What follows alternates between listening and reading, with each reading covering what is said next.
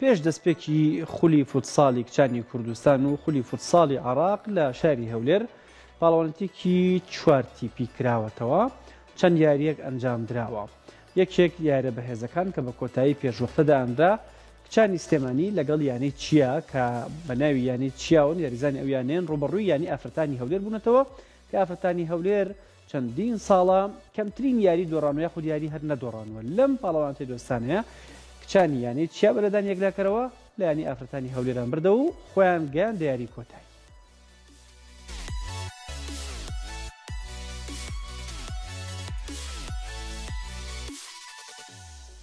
لە سەرەتای ئەم هەفتەیەدا و لە درێژەی یاریەکانی خولی فوتساڵی دۆستانەی چوارقۆڵی لقی هەولێری یەکێتی تۆپی عراق دوو یاریکران تایدا یاری ڕەوان دەست 12 بەیەک لە یانەی کچانی نێنەوەیان بردەوە. لە یاریەکەی تردا کە ئێستا وێنەکانی دەبینن یاری نێوان یانەی چیای شاری سلێمانی و ئافرەتانی هەولێر بوو. هەردوو لە کاتی یاسایی یاریەکەدا زۆر گەرم و گوڕبوون و بە ئەنجامی 5 گۆڵ بەرامبەر بە 5 گۆڵ یەکسان بوون. بۆیە دوجار بەلێدانی یەکلاکەرەوە کچانی یانەی چیای شاری سلێمانی کە بەشێکیان هەڵبژاردەی عراق یاریان کردووە 4 بەیەک بردنەوەیان بەدەست هێنا و وەک یەکەم تیپ گەیشتنە یاری کۆتایی.